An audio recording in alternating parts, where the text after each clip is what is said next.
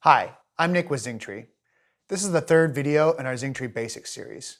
Today we're going to be getting hands-on and actually building trees. Over the next few videos, we'll be building out a sample workflow and looking at all the different node types. This video will focus on the content node, which is the most commonly used node, and the tree node.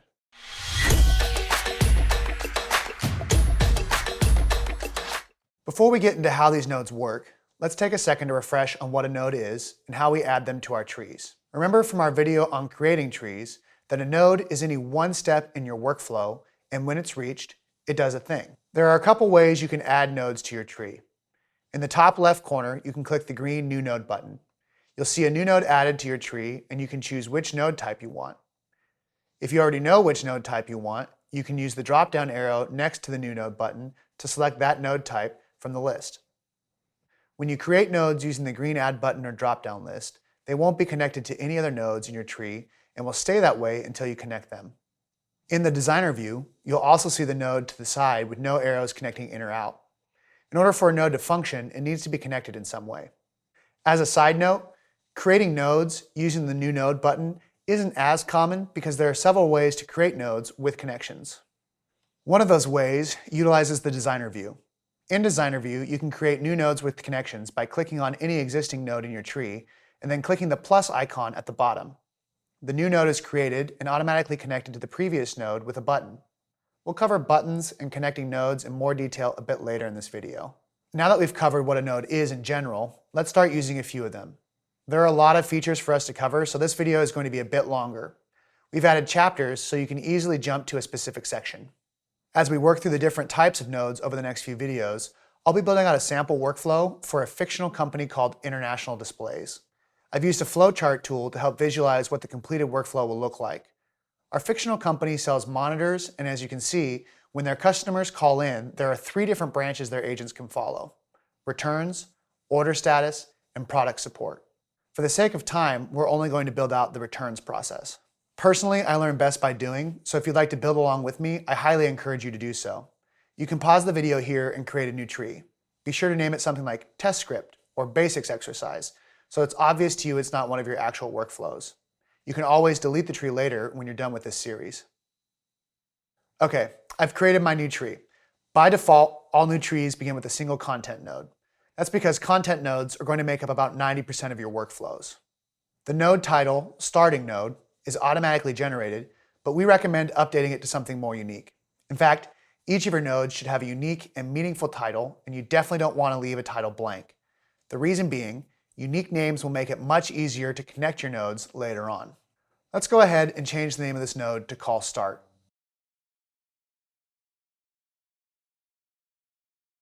For this step in our example workflow, we need to create a call greeting, require confirmation that our agent has notified the customer the call is being recorded, and create buttons to move us to the next steps in the workflow. Let's get started by creating a call greeting.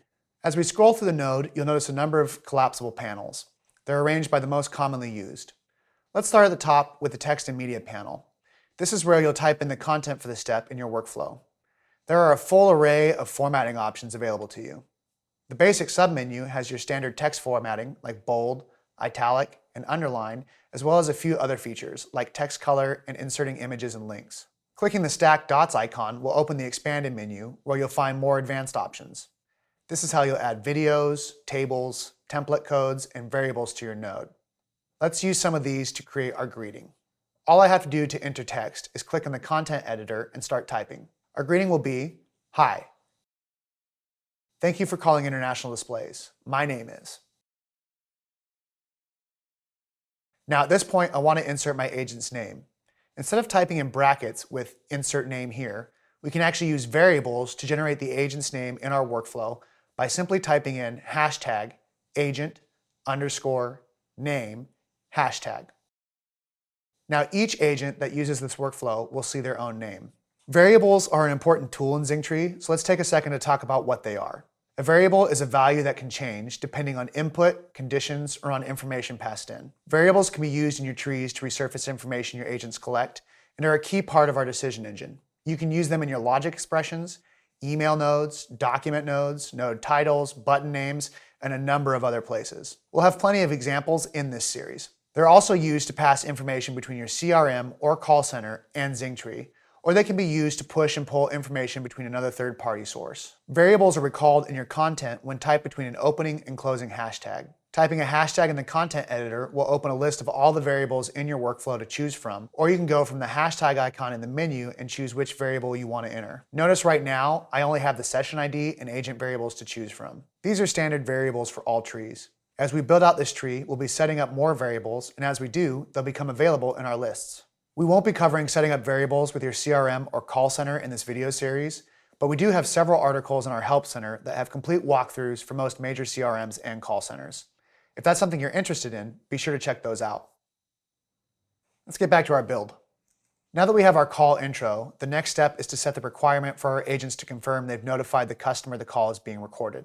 I'll do this by scrolling to the Question and Action buttons menu and clicking the green Add Action button.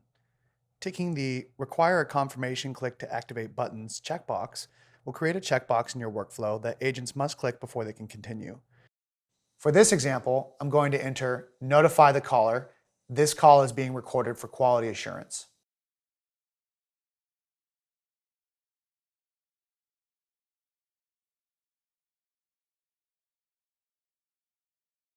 When I scroll back up and click Preview Node, I now see our text in red with a checkbox next to it.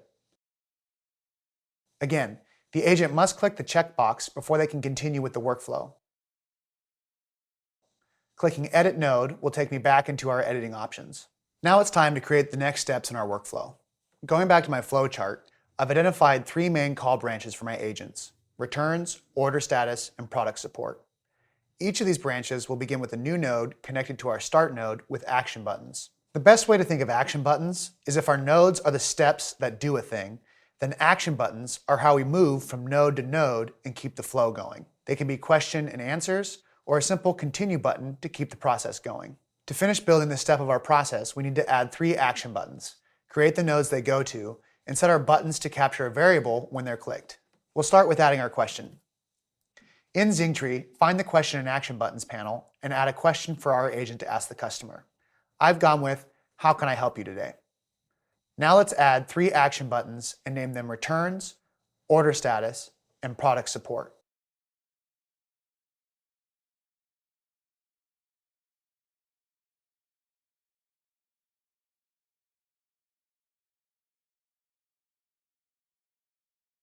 Next, we'll need to create new nodes that link to these buttons. Instead of clicking the green Add New Node button, what I'll do is open the Link to New Node dropdown. As we build out our tree, this will show us a list of all the nodes we've created. Linking nodes is as simple as choosing which node you want the button to point to. Since we only have the start node, there isn't a list to show, but I do have the option to create a new node with the button name as the node title. I'll click this to create a new connected node. If you want to change the title of the new node, you can do that after it's created. We'll do the same thing for our 2 other buttons.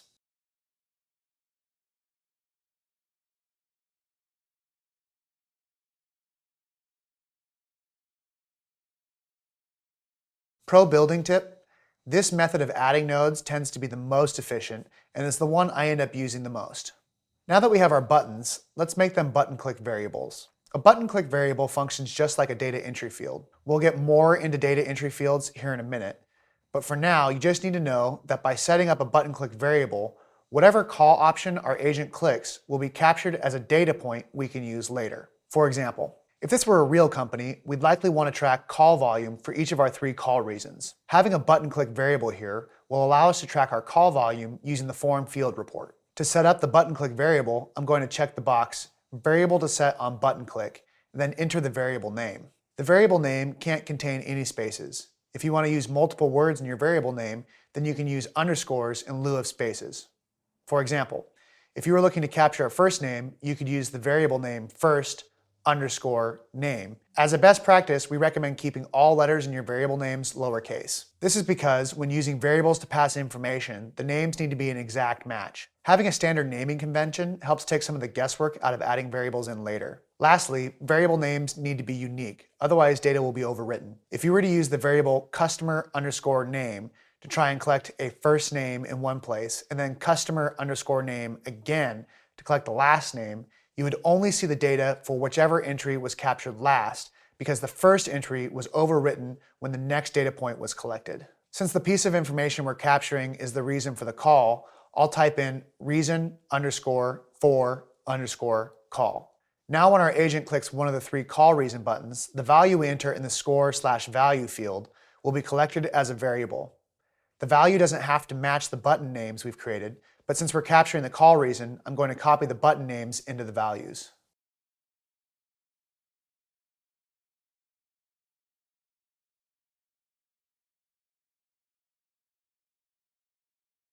Before we continue building our returns process, I wanted to touch on the other node type I mentioned at the top of the video, the tree node. Tree nodes allow you to link trees together. This is really useful for managing your overall tree size. Trees with a lot of nodes or a lot of content can be difficult to manage. As a best practice, we recommend breaking large trees up into smaller processes and then linking them with tree nodes. Data collected in one tree will automatically be passed to the next, and the formatting elements of the first will also be passed to the linked trees. So from the agent's perspective, it all appears to be one seamless workflow. Another advantage to using tree nodes is they help cut down on the number of trees you need to update when you make changes to a process. For example, let's say you have 3 product trees and a warranty process that's the same for all 3. Instead of having to duplicate the warranty process in all 3 trees, you can build the warranty process in its own tree and link to it with the tree node. Returning to our example workflow, our fictional company felt it was best to split the product support into an entirely new tree. I'll click the product support node and then choose tree node. In the drop-down menu, I can choose which tree from the list of all the trees in the organization.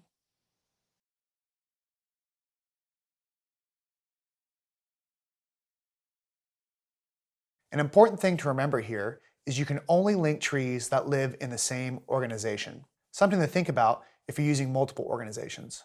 Once you choose the tree you want to link to, you'll see some additional options allowing you to choose a specific starting node in the linked tree and a returning node your agents will return to once they've gotten to the end of the new tree. These fields are optional, so we'll leave them blank. Now let's get back into content nodes in our returns process. Looking at our flowchart, I see that for this step, we need to collect the caller's information so we can use a logic node on the next step of our workflow to determine whether or not the customer qualifies for one of the return options. We'll cover logic nodes in our next video, so for now we're going to look at how we can use the content node to collect the data we need for the logic node. In our example, choose the returns node and select content node as the type. For this step in our workflow, we're going to add content into the text and media editor, set up 8 data entry fields, and set up a continue button which will connect to a logic node in a later video. Let's start by looking at a few more ways you can format text in the content editor. In this step, our customer has just told our agent there's a problem with the monitor they purchased and they need to return it. We'll start by having the agent acknowledge this. The text I've gone with is, "I'm sorry to hear that your purchase didn't work out. I'm happy to help you with your return."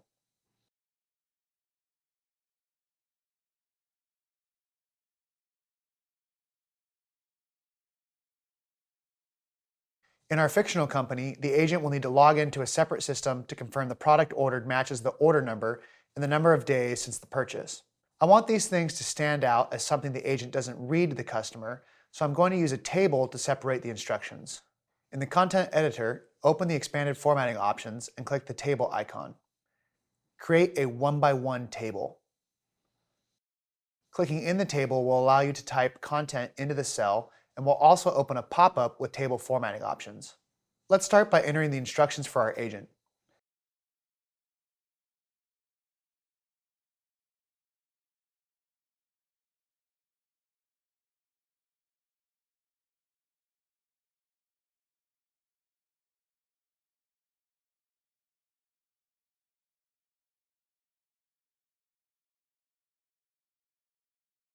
Notice the formatting menu disappears when we start typing, but clicking the cell again will bring it back.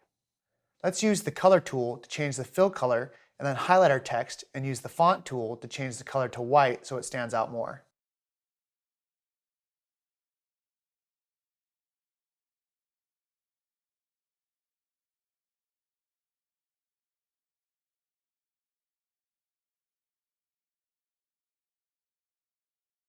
Now we're going to set up how our agent will capture the customer data.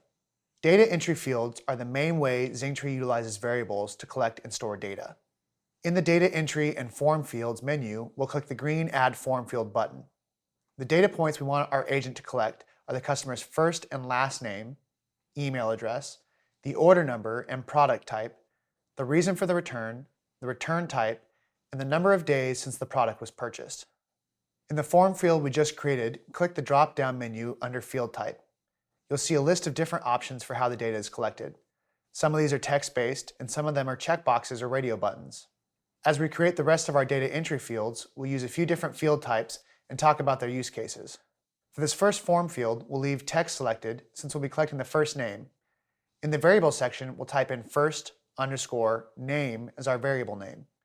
Your agents won't see any of these variable names in the workflow. Lastly, we have the option to have a label or placeholder to direct our agents. Labels will appear above the text field like this, and placeholders will appear in the text field like this. You choose which you like better, but I'll stick with labels for this example. Since this is text agents we'll see, I'm going to type in first name using capitals and spaces. Let's add another form field and repeat the process, but this time capturing the last name.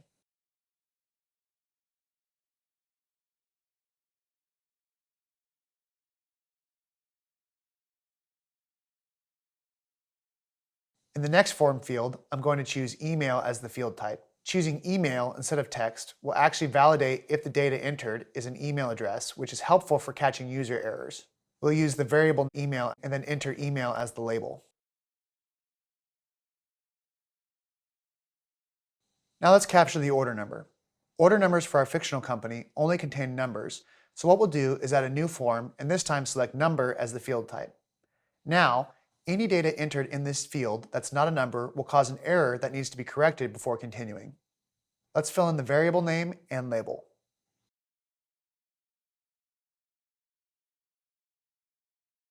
For this next form field, we're going to use a list box to capture the reason for the return. A list box takes multiple options and formats them into a drop-down menu for your agents to choose from. You'll also notice we have a few extra formatting fields. Let's go ahead and create our variable name and label, and then we'll add our list box options.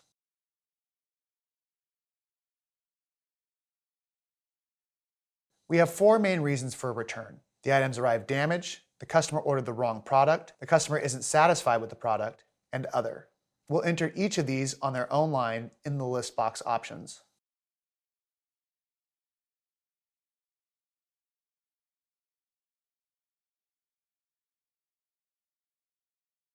You'll also see fields for scores and score variables. These fields aren't commonly used and we won't need them for this example, but I'll give you a quick rundown. Scores and score variables are used to keep running totals based on selections and are most often used for things like lead qualification and quizzes.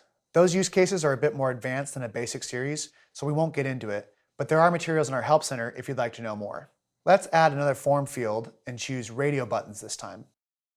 You'll notice you have the score variable options just like the list box.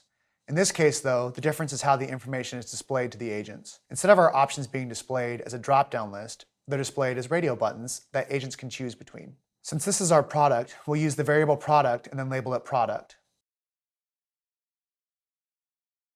Our fictional company sells 2 different monitor types, which we'll enter into the radio button options field. Again, making sure each is on their own line.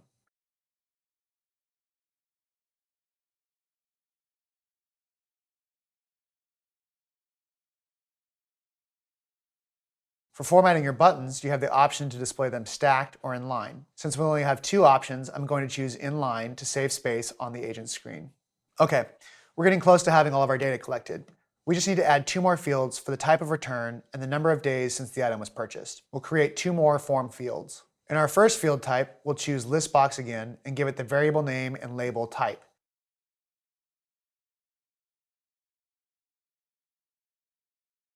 For the list box options, we'll add return and exchange and return and refund. In our last field form, we'll choose the number option again and give it the variable and label name days since purchase.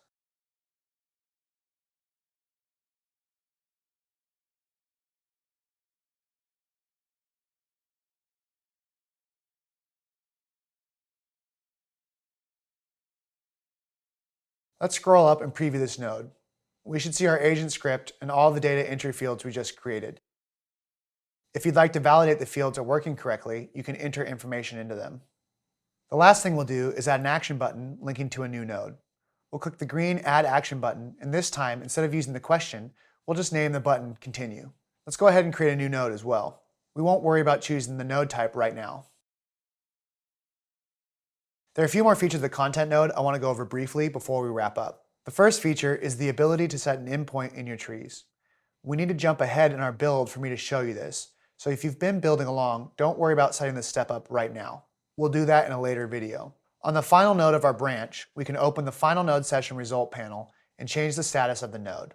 Content nodes default to in progress unless you go in and change them. Since this is the last node in our tree, I'm going to change this to success. Setting success and failure points in your trees will help you later on when you're running reports. Okay, we covered a lot of material today, so we're going to break and pick up on our next video with logic nodes. We'll see you next time.